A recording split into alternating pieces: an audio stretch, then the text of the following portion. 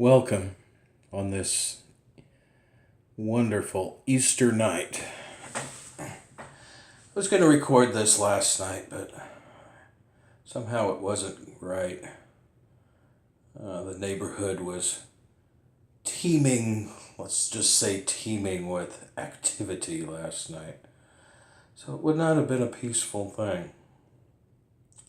As for the pink moon that just passed, it was so peaceful.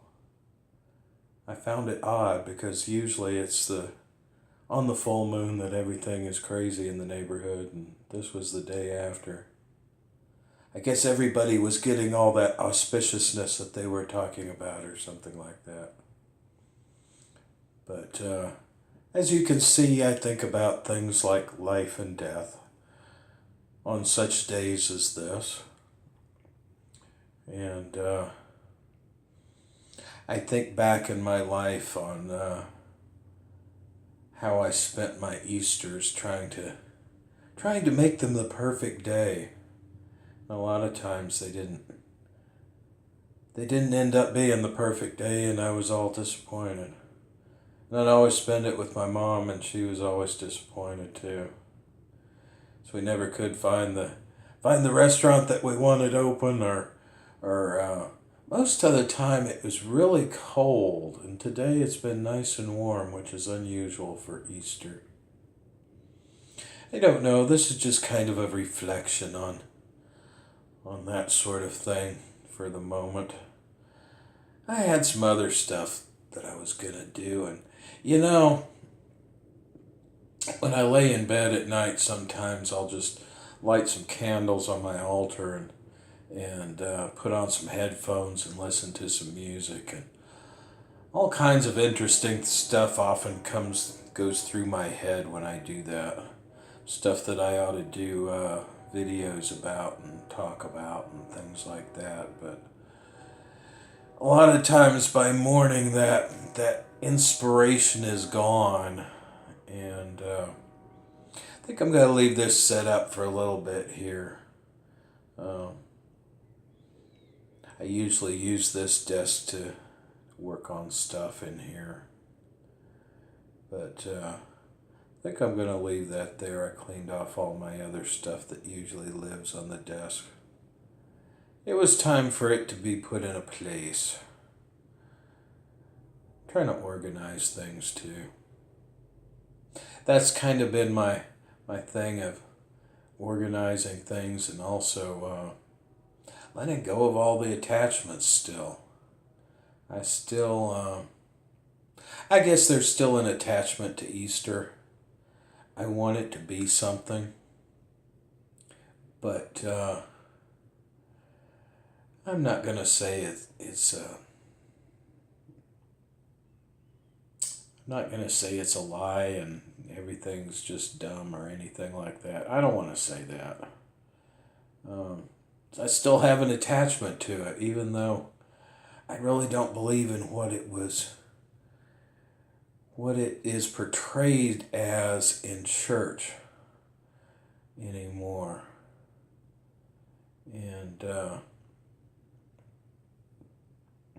I see Jesus, he was a teacher. He taught things that were written about generations before he was even born.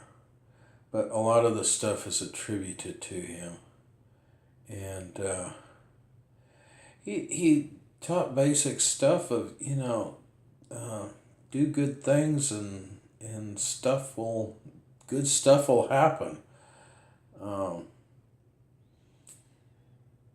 Yeah.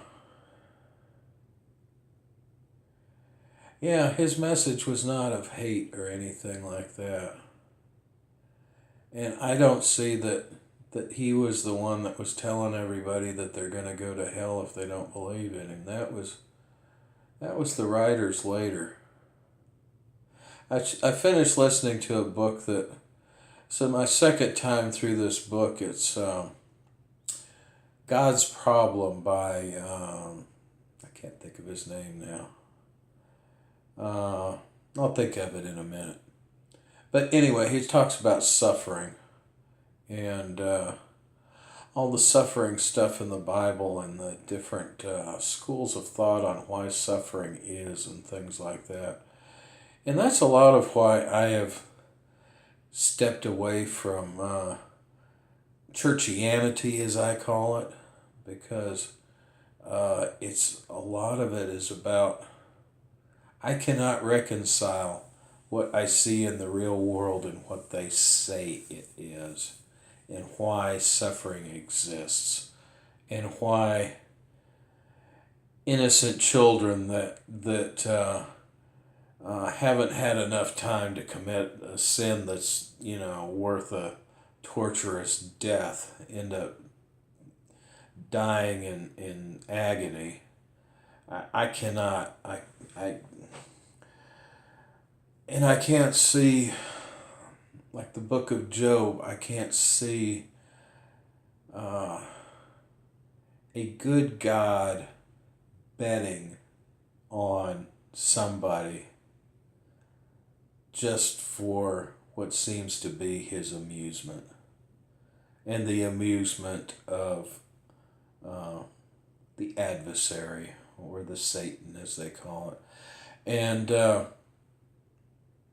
if you go by the definition of what a Satan is, Jesus was a Satan. He was the accuser. He was against the system. And a lot of people don't understand that. I see that. The Buddha was too.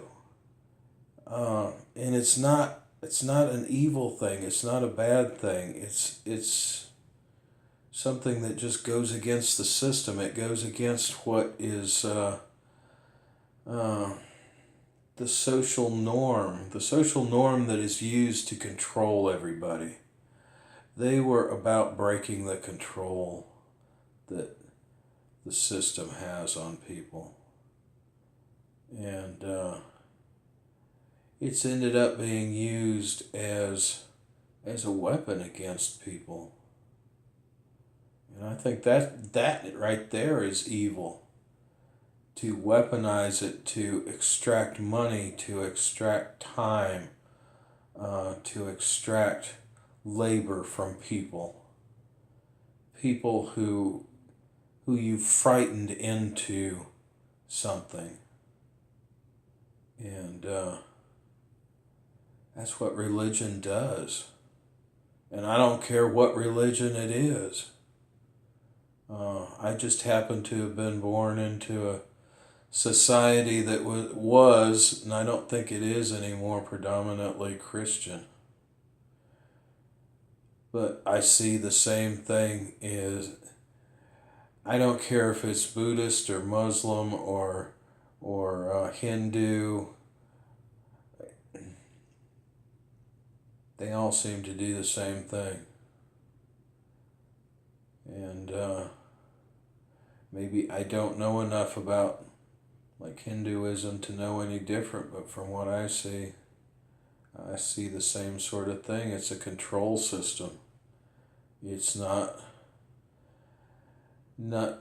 there's a very few people that actually go into it as a spiritual path. But the vast majority are like most worshipers in any religion. They pray that they will get the money, the women, the power,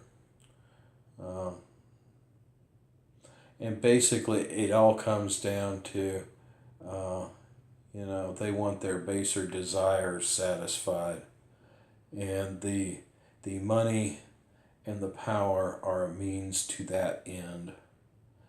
But then again, the power becomes a drug within itself, and therefore they end up addicted to that drug of power. So, those are my jolly thoughts on this Easter night. You probably tuned in for something a little bit lighter, but once again, if you have watched my channel for a while, you know that I am not all sunshine. I try to be more neutral. but a lot of times it is kind of negative. It's dealing with negativity on a daily basis that I try to deal with, because that's what brings people down. And when they don't know how to deal with negative things. Well, that's all for now. I'll probably do another video or two that'll come out in a few days here with this same setup here. Blessed be y'all. This is Jen Fremont.